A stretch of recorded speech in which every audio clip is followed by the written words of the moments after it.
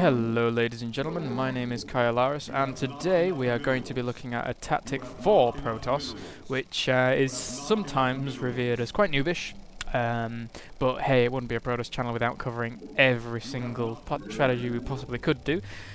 So yeah, this is basically going to be a basic tutorial on cannon rushing, as well as I'm going to make a little bit of a video. I'm going to do two matches in this video actually, outlining the evolution of cannon rushing, which was demonstrated to us recently by OGS Inca at the GSL, which was very entertaining to watch, and he executed it to absolute perfection. It was fantastic. Anyway, we are going to get right into this. As soon as this pylon does go down, you're going to be wanting to throw down a forge very quickly. That forge does go down, and then once that forge has been thrown down, you want to move this probe out to put yourself in a forward position in order to be able to start this kind of cannon rush strategy. So in fact what I am going to do is I'm going to use the very basics of what people were doing at the very beginning of beta or whatever, or what people were doing, in order to be able to demonstrate this as basically as possible. So what you want to be doing, as I said before, pylon, forge, and then going to your opponent's base and cannoning up there. It's best to do it out of his line of sight, out of his vision, in order to be able to be the most effective. So some people do like to put it here, but as I say, I'm going to be going through the basics, the very basics. So let's go into his base, have a little look around what's going on in here. He's now throwing down that gateway, so let's put that just out of his vision. And then, as that's warping in, we're just saving up a load of minerals, and then we're going to be able to build some cannons in this base. So, just having a bit of a click around here. But once these cannons are down, there's pretty much nothing that your opponent can do, apart from maybe relocate or whatever. Yeah, this douchebag is coming out here. Not too much. I want to cancel these. Cancel that. And by the time some of these are finished, there's going to be nothing that the opponent can do. Getting quite low. Cancel it. There we go, this flat one. And as you can see now, this one's just making... For the sake of the computer, they actually do pretty good counters to these cannon rushes. They get us out very quickly and whatever. So yeah, good for the computer. Good for the computer. Let's cancel that one because this one's almost complete.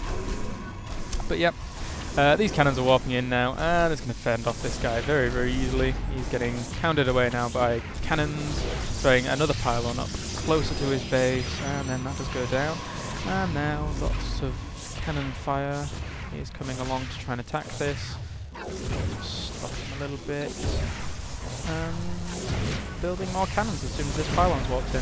So look, now all these cannons are shooting at the base. You can now move forward with a few more cannons or whatever, in order to be able to cripple the opponent even more. More cannons. And again, there's nothing your opponent can do at this point. This is a very basic, fundamental kind of way of doing cheese with this cannon push. So now this gateway is going down. And I must state for the record, I'm terrible at cheesing, so if these cheesing videos do go awry, that is why. I'm just bad at cheesing in general. I never do it, execute it picture perfect, but after this game we're going to look at... but anyway, this game is pretty much over. I'm going to surrender here, and then we're going to go into another game.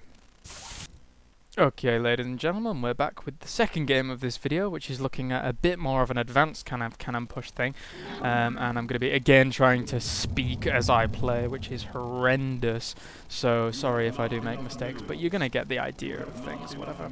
The basic cannon push that I did before is extremely effective against people that are completely unaware of it. It's effective in the lower levels of play as well, bronze to even platinum. I do see a lot of platinum players losing to cannon pushes. I lost to a cannon push like a few weeks ago, and that was dire, but hey, it doesn't matter too much. So what OGS Inca did was, if we're going up here, he threw down a pylon in a position up above his natural, and then actually I'm going to send a scout out as well in order to be able to find where my opponent is. And then once this pylon was created, he did put a forge down. Now you would thinking, why would he position these buildings here as opposed to in his main? And there's a very, very, very, very good reason for this. The reason being is if you can position them there and your opponent does scout your base, then you are in a firm position of control, since he will believe that you are proxy 2-gating as a Protoss player, and this is a very bad situation to be in.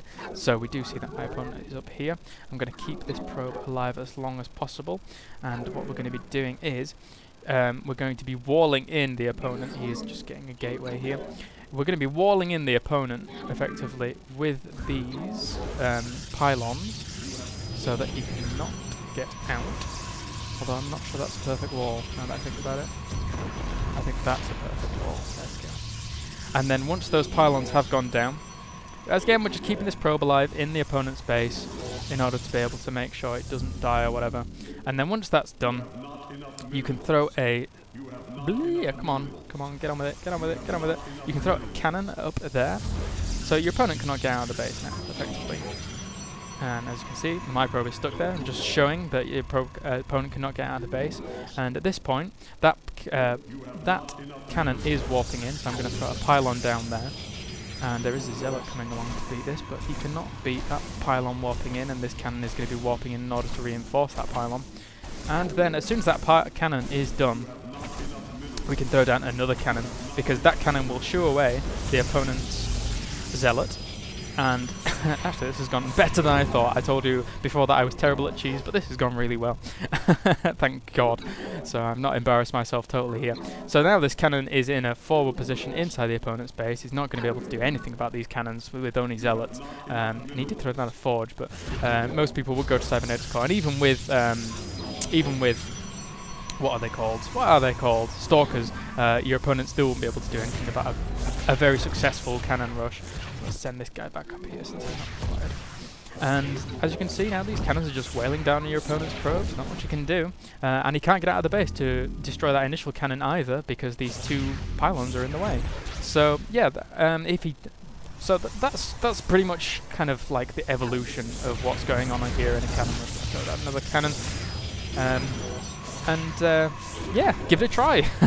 I mean, people will call you a noob, and people will say lol cheese, or, you know, say that you're a bad player or whatever. But, you know, it's always good to have these things in your arsenal. And as I said before, Inca at the GSL made fantastic use of it.